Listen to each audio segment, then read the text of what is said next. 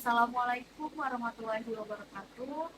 Perkenalkan, saya Muhammad Nurjana, mahasiswi PG PAUD Universitas Bengkulu. Sebelumnya saya ucapkan terima kasih kepada pihak sekolah, kepala sekolah, ibu dan bapak guru sekalian yang telah memberikan saya kesempatan untuk berbagi ilmu pengetahuan tentang parenting khusus tentang anak usia dini. Apa ya yang akan kita bahas hari ini? Nah, hari ini kita akan membahas tuntas tentang screen time pada anak usia dini.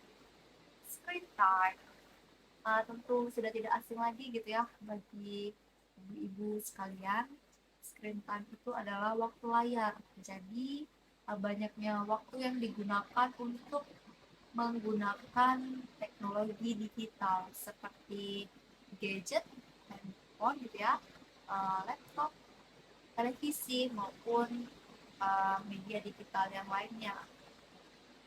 Jadi tentunya ya uh, screen time ini ada dampaknya gitu ya untuk anak usia dini. Karena tapi ini tidak bisa dipungkiri bahwa penggunaan alat digital gitu ya seperti handphone itu memang sudah menjadi kebiasaan seharian makanan bagi kita gitu ya. Kayak ada yang kurang gitu ya kalau kita tuh nggak main handphone misalnya. Jadi dalam penggunaan teknologi digital ini sudah menjadi hal yang lumrah gitu ya di masyarakat.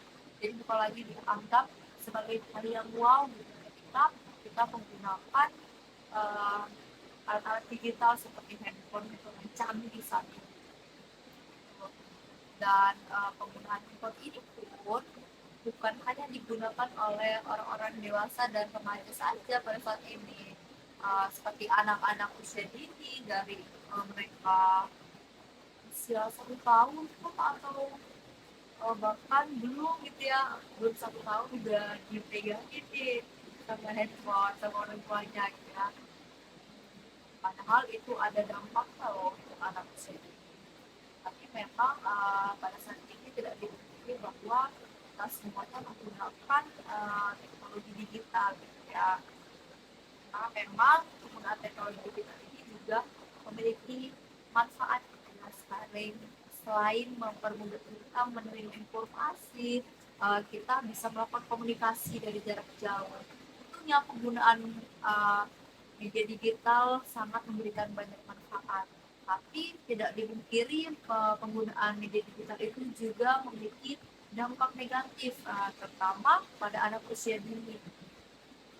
Dampak negatif itu sebenarnya timbul ya ketika kita sebagai orang dewasa ataupun orang tua tidak memberikan aturan ataupun batasan waktu penggunaan gadget ya pada anak usia dini. Nah, apa saja sih dampak-dampak negatif dari screen time yang berlebihan? Dampaknya tentu pertama gitu ya, anak jadi mudah stres. Kenapa anak jadi mudah stres?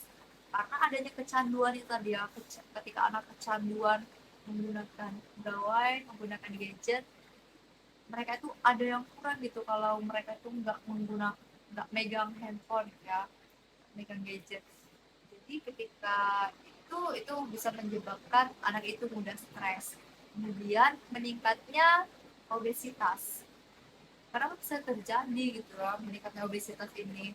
Tentu ini bisa terjadi karena kalau kesehariannya anak itu di rumah aja main handphone terus, itu menimbulkan anak itu kurangnya aktivitas fisik gitu ya, aktivitas fisik, dan itu akan mengakibatkan obesitas tadi. Kemudian dapat merusaknya kesehatan mata, itu pasti gitu ya, ketika kita berlebihan menatap terus menerus layar handphone misalnya itu televisi dan lain sebagainya, tentu itu berdampak buruk pada kesehatan mata. Kemudian dapat menyebabkan penyakit-penyakit tertentu gitu ya, kayak apa itu, kalau kita sering main handphone tuh jari-jari kita sering capek gitu ya, lelah menekan tombol yang ada di handphone. Itu banyak sekali lah penyakit yang bisa ditimbulkan dari berlebihan penggunaan media digital seperti handphone salah satu. perhatian. Terus penggunaan handphone itu biasanya juga mengakibatkan kurangnya bersosialisasi, attention dan empati gitu ya. Karena ketika anak aja nih, mungkin ibu-ibu juga mengalami hal yang sama gitu ya, kalau anak lagi serius main handphone, kalau dipanggil itu nggak ngerespon gitu ya, nanti nanti gitu. Kenapa? Karena memang mereka tuh ketika udah serius entah lagi nonton atau main game gitu, mereka udah nggak, seolah-olah nggak peduli gitu sama lingkungan sekitarnya, karena memang yang mereka tonton itu mereka rasa jauh lebih menarik daripada hal-hal yang ada di sekitarnya gitu. Jadi itu menjadi salah satu permasalahan yang konkret pada saat ini yang dialami oleh ibunda-ibunda sekalian gitu di rumah.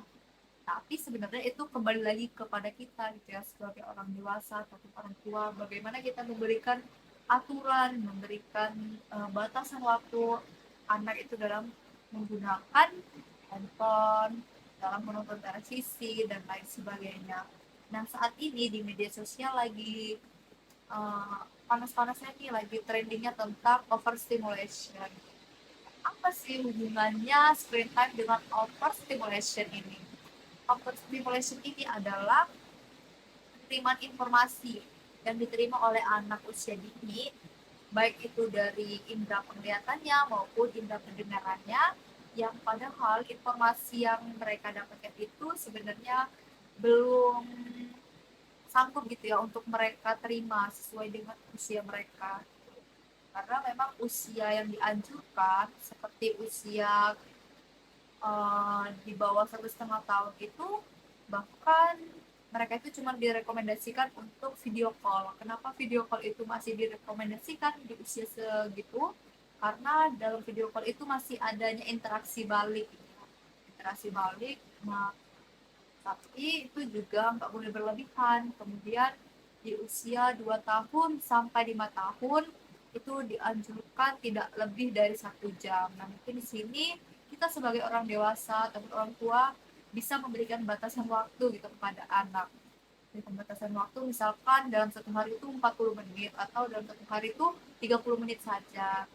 Nah, tapi 30 menit ini pun bisa tidak dalam sekali penggunaan gitu. Misalkan di pagi hari diberikan waktu 10 menit, di siang hari 10 menit, dan 10 menit lagi untuk di malam hari gitu. Overstimulation tadi.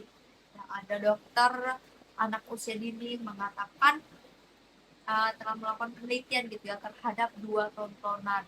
Yang pertama, tontonan kartun dengan adegan pergantian adegan itu yang cepat gitu. Kemudian dalam film atau kartun itu audionya itu berlapis-lapis, kemudian latar warnanya itu beragam gitu ya, ada banyak gitu. Nah sementara tontonan yang kedua itu kayak latar warnanya itu lebih sederhana, terus audionya tidak berlapis, dan adegannya tuh pergantian setiap adegannya itu berjalan secara perlahan gitu. Jadi memang itu yang dianjurkan untuk anak usia dini sebenarnya.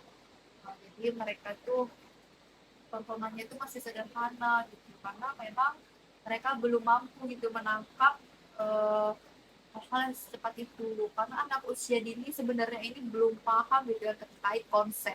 Jadi perlu diperhatikan juga ini bagi kita sebagai orang tua gitu ya, mungkin mengawasi anak kita menonton gitu ya di handphone, karena anak usia itu tadi ya belum memahami konsep konsep yang nyata dan tidak nyata gitu. Jadi ketika anak nonton boleh sambil diajak diskusi nih, misalkan dalam tontonannya ada mobil gitu kan, nah kita ajak ngobrol, oh ini sama ya nak ya dengan mobil kakak tadi gitu yang kita mainkan tadi gitu. Atau ada ayah yang sedang membersihkan halaman rumah misalkan, oh ini sama ya yang dikerjain sama ayah tadi loh yang kita lihat tadi gitu.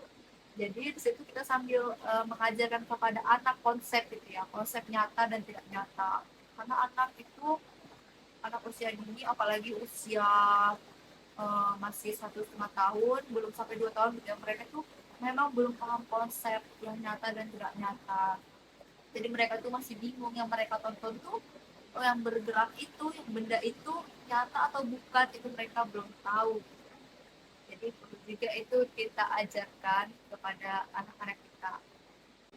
Jadi banyak sekali memang ya orang tua itu menganggap pemberian stimulasi pada anak itu bisa dilakukan dengan pemberian gadget itu ya. Karena itu bukan hal yang salah, tapi perlu diketahui bahwa eh, ada dokter yang melakukan studi penelitian bahwa memang stimulasi terbaik itu datangnya dari kita orang tua gitu ya. Orang tua secara langsung gitu ya, mengajak anak bermain secara langsung, adanya interaksi itu adalah stimulus yang terbaik, apalagi untuk mengembangkan kecerdasannya ya, untuk menambah kosakatanya dalam berbahasa dan berkomunikasi nantinya. Jadi benar bahwa stimulasi terbaik itu adalah stimulasi dari orang tua secara langsung. Kemudian nih ada yang bertanya gitu ya, gimana sih Kak cara mengatasi anak yang memberontak gitu ya ketika handphonenya itu diambil dari tangannya padahal memang waktu penggunaannya itu udah habis gitu ya. Kan tadi katanya disuruh untuk membatasi waktu penggunaan gadget gitu misalnya. Nah, ini nih mungkin saya menanggapinya pertama ya, adanya konsistensi gitu ya, konsistensi dari kita sebagai orang tua. Sebelum kita memberikan gadget itu kepada anak gitu ya, memberikan handphone untuk mereka bermain, menonton dan sebagainya, kita beri, kita ajak ya, kita ajak mereka berdiskusi kecil untuk melakukan kesepakatan bersama bahwa kamu bermain handphone ini waktunya sekian, waktunya 10 menit misalnya. Jadi ketika udah 10 menit itu ya apapun yang terjadi harus kita ambil gitu. Mau dia memberontak, nangis, berteriak itu harus kita ambil karena di situ perlu juga kita ajarkan kepada anak bahwa adanya aturan gitu ya, adanya aturan. Jadi anak juga nggak beranggapan bahwa ketika dia menangis tetap kita berikan kembali gadget itu gitu. Ada nih orang tua memang ketika anaknya nangis ya udahlah kasih aja gitu ya, daripada anaknya nangis, padahal itu sangat berdampak buruk gitu pada karakter anak sampai anak itu dewasa nantinya. Karena anak itu beranggapan seperti tadi, ternyata kalau aku nangis, kalau aku jerit, kalau aku merengek, ternyata aku dikasih lagi lo main handphone. Jadi butuhnya konsisten gitu ya dari kita sebagai orang tua. Nah terus ada yang hanya nih kayak kadang tuh Pak kita udah ngelakuin hal serupa gitu ya, tapi ketika ada kesibukan nih kita titipkan tuh anak kita sama orang tua gitu ya, sama neneknya, ternyata sama neneknya beda lagi pola asuhnya gitu ya. Mereka diberikan handphone sepuasnya atau mereka diberikan permen yang padahal dilarang gitu ya. Nah mungkin ini perlunya adanya diskusi keluarga gitu ya, sebelum menitipkan anak kepada orang tuanya. Berikan list gitu ya, aturan-aturan dari kita sebagai orang tuanya gitu ya. Sampaikan bahwa kita sedang menerapkan pola asuh seperti ini gitu. Dan jelaskan itu kebaikannya untuk anak kita seperti itu.